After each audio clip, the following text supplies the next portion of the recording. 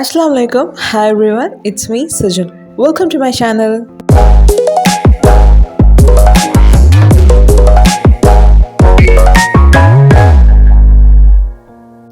ரெஸ்டாரண்ட்டில் சாப்பிடக்கூடிய அதே டேஸ்ட்டில் வீட்டில் இருக்கக்கூடிய இன்க்ரீடியன்ஸை வச்சு எப்படி சூப்பராக செய்யலான்னு பார்க்கலாம். என்ன ரெசிபின்னு கேட்குறீங்களா? Pink sauce pasta.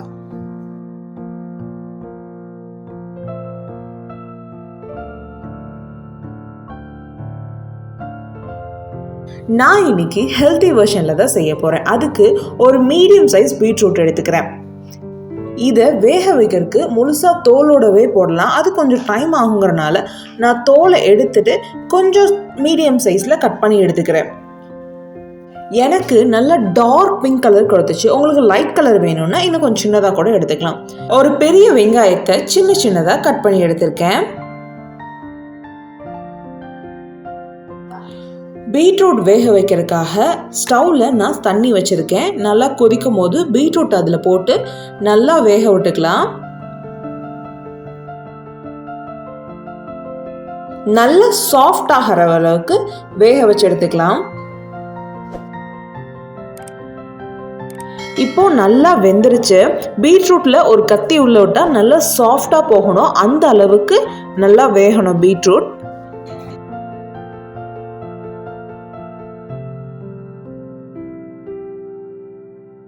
இப்போ வேக வச்ச பீட்ரூட்டை தனியாக எடுத்து வச்சிடலாம். இந்த தண்ணியை வேஸ்ட் பண்ணிட வேண்டாம். இந்த தண்ணியிலேயே பாஸ்தாவை நம்ம வேக வச்சு எடுத்துடலாம்.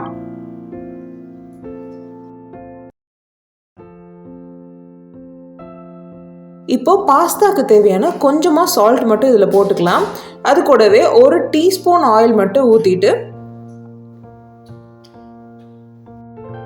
நான் 2 கப்பு பாஸ்தாவை எடுத்து வச்சுருக்கேன். அதை இதில் சேர்த்து நல்லா வேக வச்சுக்கலாம். நான் எல்போ பாஸ்தா எடுத்திருக்கேன். உங்களுக்கு எந்த டைப்பில் வேணாலும் பாஸ்தா எடுத்துக்கலாம்.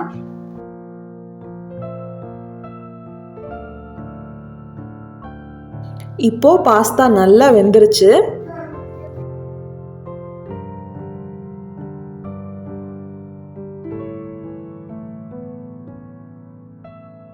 பாஸ்தா வெந்துட்டு மீதி இருக்கிற தண்ணியை நான் வடித்து எடுத்துக்கிறேன். நான் எக்ஸ்ட்ரா தண்ணி எதுவும் சேர்த்துல. நீங்கள் எக்ஸ்ட்ரா சேர்த்திருந்தீங்கன்னா இதில் கொஞ்சம் தண்ணி அதிகமாக இருந்திருக்கும். நான் அதே பீட்ரூட் வெந்த அதே தண்ணியில் வச்சதுனால கொஞ்சம் தான் இருக்குது இதில். அதை மட்டும் தனியாக எடுத்து வச்சுட்டு பாஸ்தாவை நல்லா சில்லுன்னு தண்ணி ஊற்றி நல்லா வாஷ் பண்ணி வச்சுக்கலாம்.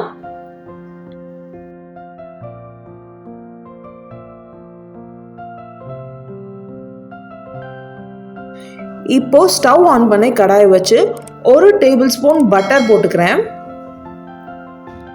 பட்டர் நல்லா மெல்ட் ஆனதும் கட் பண்ணி வச்சிருக்க வெங்காயத்தை போட்டு நல்லா வதக்கி எடுக்கிறேன்.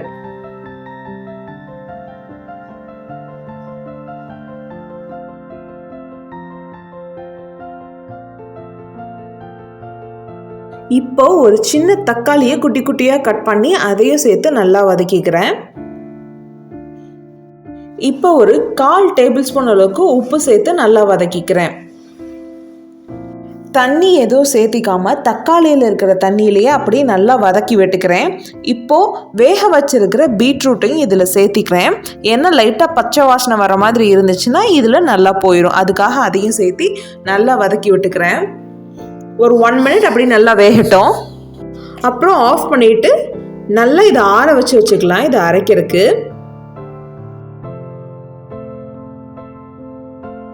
இப்போது ஸ்டவ் ஆன் பண்ணி கடாய் வச்சு 2 டேபிள் ஸ்பூன் பட்டர் சேர்த்துக்கிறேன். பட்டர் நல்லா மெல்ட் ஆகட்டும். இப்போ 1 table spoon all purpose flower சேர்த்துக்கிறேன். மைதா கோதுமை எது வேண்டாலும் சேர்த்துக்கலாம். நான் இன்னைக்கு கோதுமை மாவு தான் சேர்த்து பண்ணுறேன்.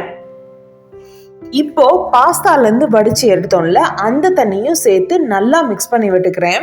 நல்லா திக்காக காய்ச்சின பாலை 1 கிளாஸ் பால் நான் எடுத்திருக்கேன். அதை கொஞ்சம் கொஞ்சமாக சேர்த்து நல்லா மிக்ஸ் பண்ணி விட்டுக்கிறேன். பால் நல்லா திக்காக இருந்தால் தான் க்ரீமியாக வரும். உங்களுக்கு இன்னும் கொஞ்சம் பால் சேர்த்திக்கலாம் அப்படின்னா இன்னமும் சேர்த்திக்கலாம். நல்லா தான் இருக்கும். நல்லா லம்ஸ் இல்லாமல் நல்லா கலந்து விட்டுக்கலாம். இப்போ நல்லா கொஞ்சம் திக்காக ஆரம்பிச்சிரும்.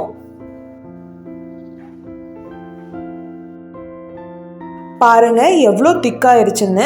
ஒரு 1 மினிட் அப்படியே நல்லா மிக்ஸ் பண்ணி விட்டுட்டே இருக்கலாம். இப்போது வேக வச்ச பீட்ரூட்டை ஒரு மிக்ஸி ஜாரில் போட்டு நல்ல ஸ்மூத் பேஸ்ட்டாக அரைச்சி எடுத்து இது கூட மிக்ஸ் பண்ணி விட்டுக்கலாம். நல்லா மிக்ஸ் பண்ணி விட்டுக்கலாம். கொஞ்சமாக மிக்ஸி ஜாரில் இன்னும் கொஞ்சம் தண்ணி ஊற்றி அதையும் இதில் ஊற்றி நல்லா மிக்ஸ் பண்ணி வச்சுக்கிறேன். இப்போ மூடி வச்சுட்டு ஒரு 2 minutes நல்லா இது வேகட்டும். இப்போ இது கூடவே 1 ஸ்பூன் சில்லி ஃப்ளேக்ஸ் சேர்த்துக்கிறேன். அது கூடவே 1/2 ஸ்பூன் பெப்பர் பவுடரும் சேர்த்துக்கிறேன். காரம் அதிகமாக இருக்க மாதிரி தெரிஞ்சுன்னா பெப்பரை கொஞ்சம் கம்மி பண்ணிக்கலாம்.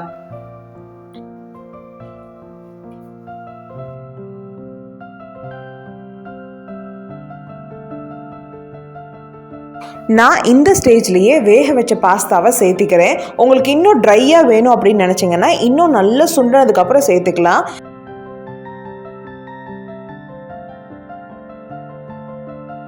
என்னோட குட்டீஸ் ரொம்ப ட்ரையாக இருந்தால் சாப்பிட மாட்டாங்க. அதனால கொஞ்சம் செமி லிக்விடாக நான் இதை எடுத்துக்கிறேன். நல்லா மிக்ஸ் பண்ணி விட்டுறா. அவ்வளோதான், சூப்பராக ரெடி ஆயிடுச்சு. நல்லா க்ரீமியாக ரெஸ்டாரண்ட்டில் சாப்பிட்ற மாதிரி அதே டேஸ்ட்லேயே இது இருக்கும். ஆஃப் பண்ணுறதுக்கு முன்னாடி சீஸ் சேர்த்துக்கலாம். டயட்டில் இருக்கவங்க சீஸ் வேணான்னு நினச்சிங்கன்னா சீஸ் இல்லாமலும் இது செஞ்சுக்கலாம். ஆனால் டேஸ்ட்டு அப்படியே தான் இருக்கும், நல்லாயிருக்கும். கண்டிப்பாக ட்ரை பண்ணி பாருங்கள். நான் இந்த ரெசிபிக்குள்ளேயே சாஸ் ஆட் பண்ணல. எனக்கு தனியாக டிப் பண்ணி சாப்பிட்றதோ ரொம்ப பிடிக்கும். நான் அதனால் அப்படி வச்சுருக்கேன். உங்களுக்கு வேணும்னா அதுக்குள்ளேயே சாஸையும் ஊற்றிட்டு நல்லா மிக்ஸ் பண்ணிக்கலாம். தனியாக சாப்பிட்டாலே ரொம்பவே சூப்பராக இருக்கும். கண்டிப்பாக இந்த ரெசிபியை ட்ரை பண்ணி பார்த்துட்டு கமெண்ட்ஸில் எப்படி இருந்துச்சுன்னு சொல்லுங்கள். இந்த வீடியோ உங்களுக்கு பிடிச்சிருந்துச்சுன்னா லைக் பண்ணுங்கள், உங்களுக்கு பிடிச்சவங்களுக்கு ஷேர் பண்ணுங்கள். மறக்காமல் நம்மளோட சேனலை சப்ஸ்கிரைப் பண்ணிவிட்டு பக்கத்தில் இருக்க பெல் ஐக்கானையும் கிளிக் பண்ணிக்கோங்க. அப்போ தான் நான் போடுற வீடியோ உங்களுக்கு வரும். தேங்க்ஸ் ஃபார் வாட்சிங்.